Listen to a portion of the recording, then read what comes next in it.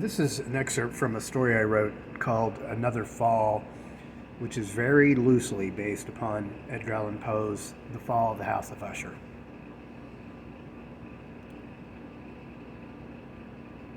I don't really remember much about my sister's funeral, even though I keep replaying that gray October day in my brain. It's a horror movie in which huge swaths of the mise-en-scene have become scrambled, pixelated like in some faulty satellite feed or something. There were several relatives there that Madeline and I had probably not seen in 25 or 30 years, all from our father's side of the family. Uncle begins with an O. Owen, Oscar, Almond. I forget. He stood there and squeezed my hand and shook his head significantly. His eyes impenetrable behind the dirtiest bifocals I've ever seen. He was accompanied by an aunt, too, Aunt Carolyn, with nothing whatsoever to say to me or anyone else. Just an enigmatic half smile and childlike hazel eyes. Her lips so blood red with lipstick, it almost hurt to look at her. Get this, younger self.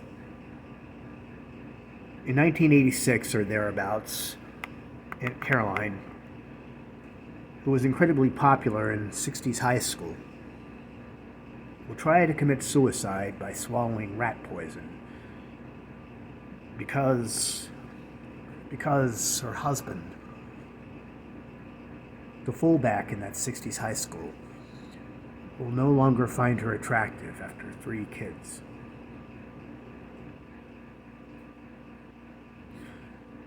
No doubt it hurt the fullback's husband's eyes, too, to look at all that blood red. And younger self, she will spend the rest of that self-indulgent decade in a moldy state hospital on a hill, and then be released to Uncle O's reluctant care. She looked like she didn't quite know his full name either, Madeline. Your real family was assembled there too, of course. Your restaurant colleagues. There must have been 30 or so of them at one point, crowded into that windowless room with its teal walls and neat rows of folding chairs. They stood around in little clumps before the nominal service began, talking, gesticulating, occasionally glancing towards the front of the hall to see if your coffin was still there, to see if death was still there. And they whispered on about their kids, and they whispered on about increased taxes and roads and reality TV shows. Mostly, though, they whispered on about the daily minutiae of the job you had just recently discarded. Like some old shell you had now grown too large for. They whispered about that interminably, as if they were medieval scholars arguing about some apocryphal gospel recently discovered.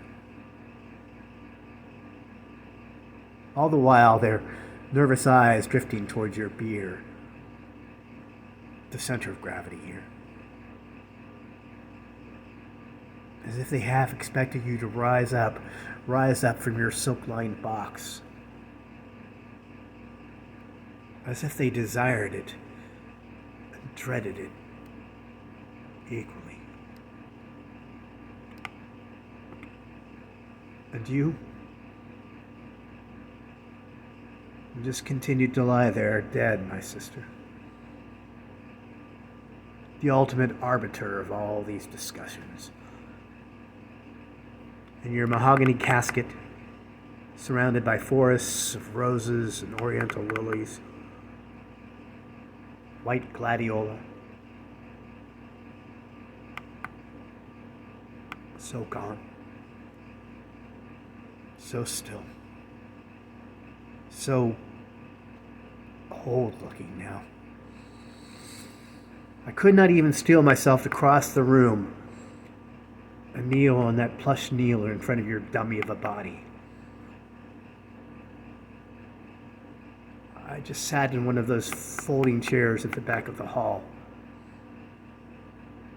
staring at your pale face and profile until I thought I might go mad.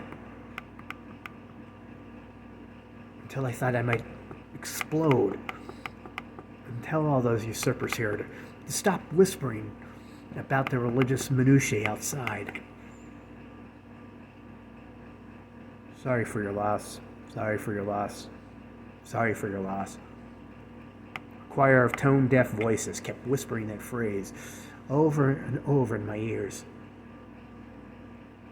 Some were, I think, genuinely sorry. But I think most were relieved that it was not them lying here in state in this windowless room, flanked by dying flowers, about to be shipped into flames.